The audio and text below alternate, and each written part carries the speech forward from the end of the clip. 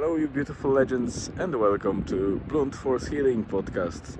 This is episode 516, and as you can see, we are at the beach in Murvar. Beautiful weather today. There is a slight breeze, but it's barely anything, so it's not windy at all. Just here at the beach, but we were behind the dunes and in the forest, in this forest actually, so that's Murvar forest, and we were checking our recent find, which is a swampy area that we explored a little bit more. There is less water there obviously because there were a couple of dry days, so it either evaporated or dispersed more in the ground, so we were not able to cross the, I would say, plateau or the clearing in the forest where the water is because it's still too dampy, but we were able to circle around and find our way. So it was a nice exploratory exercise with Julian here. This man has a day off yesterday and today because of some kind of short midterm break. Very short because you're coming back on Monday, right? Yeah, so I think it's just because of the Christian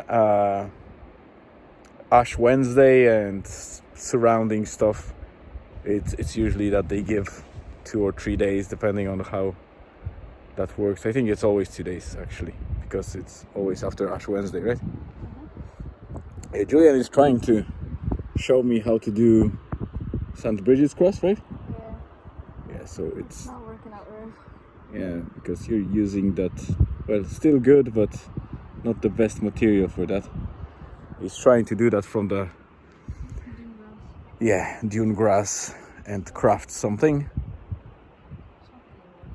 Elizabeth is already in the car probably, and she said that she's doing some appointment or some Zoom call with likely with the guys, that they were in Dystonia seminar or something. So we are not rushing it. Julian is doing his crafting. I decided to record a first fragment because I'm likely to record the second segment later on. It's a nice Friday evening. Did you hear what I say? It's a nice Friday evening. Yeah. Why did I say that? It's not a bloody evening, it's 2:21 p.m. So yeah, that, like, for some maybe it's evening somewhere, so it's definitely a nice evening for some people. But yeah, it's a nice afternoon and we are going to enjoy it further, and I'll be back shortly. And welcome back. Second segment, second part, probably the last one, but from quite an unusual place, I would say, because it might be weird, but I'm currently at a very old and quite ancient graveyard. It's Edrim Graveyard that is just beside Donegal town. It's probably still Edrim area, that's why it's called Edrim Graveyard, but it's one of those Irish small or kind of little gems in Donegal Bay where you can actually experience and see all those old Irish graves.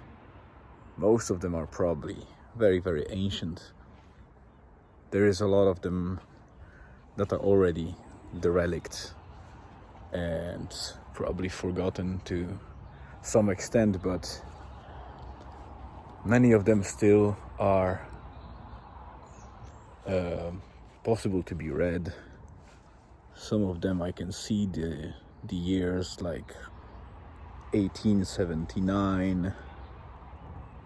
So, for example, this one. But there are also those that are more recent, in 2000s and 90s. So it's not fully, I would say, ancient or historical, but certainly majority of the graves are from a very old times, at least 150 years and back. It is protected by the gates, which are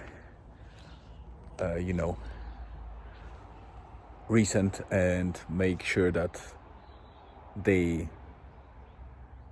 guard the entrance to some extent. So local people are likely investing in making sure that this graveyard is kept as a sort of historical treasure. The best part, I think, and quite unique in Ireland is, I'm not sure if you can see, these are like steps here and the other steps are on the other side. So I'll show you, because I will be exiting this way and you'll see how it goes. So as you can see, there's a normal gate that I could probably open. There's no lock on it, but this is more fascinating because you can just walk, and these stone stairs are built across the wall where you can just basically use them and get across. And as you can see, there's a new, more recent part to facilitate more graves, and there are actually 3 tombstones that you can see there. So definitely locals want to keep this in a good shape, which is very reassuring. The only thing is that kind of destroys the peace is the close proximity of the national road. As you can see, it's very busy and it's very noisy, so that kind of takes a little bit of charm from this place, because just behind it there's a Donegal Bay, straight behind immediately behind the graveyard. Yeah, so I like those places because they allow you to contemplate in peace, albeit this one unfortunately is too close to the road to consider it peaceful. There is one more that I might actually go to and film again.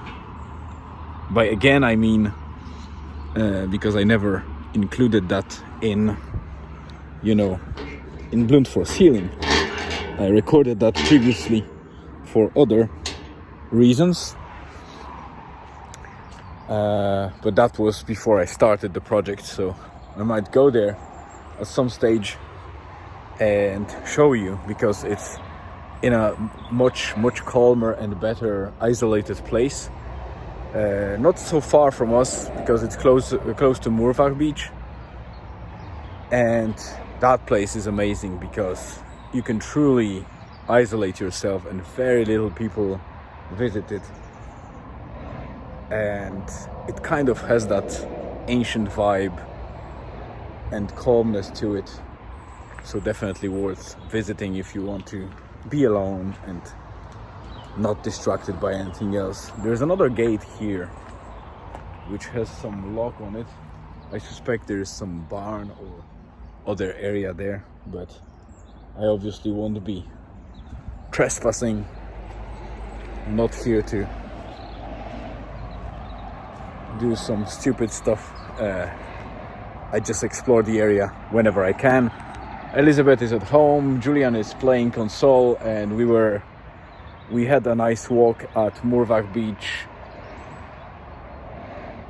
as you could see from the first segment, and now I'm using the rest of the daylight to kind of explore small places, bits and pieces in the area, to make sure that I know what's where, and if I need it I can just jump the car and drive to it.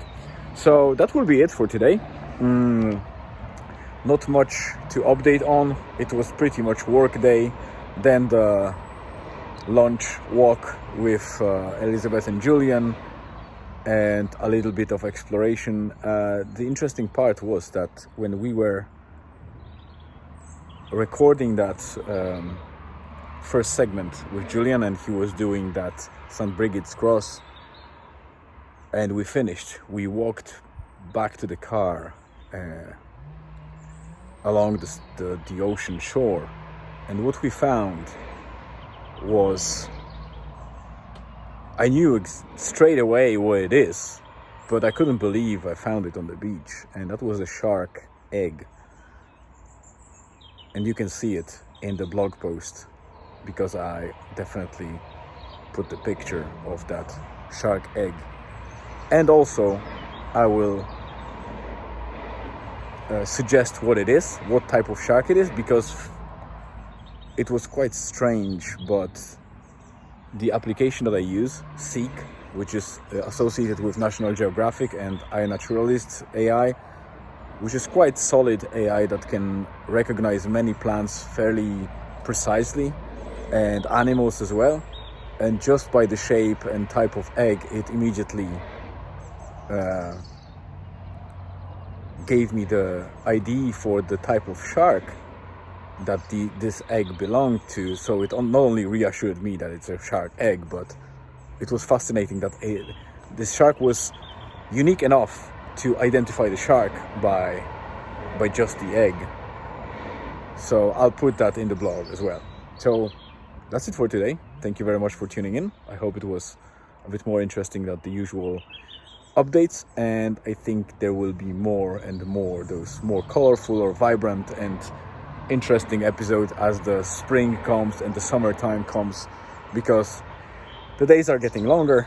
I will be exploring more, and thus there will be more material to update on and talk about. So have a great rest of the day, afternoon or evening, wherever you are. Stay tuned and see you tomorrow.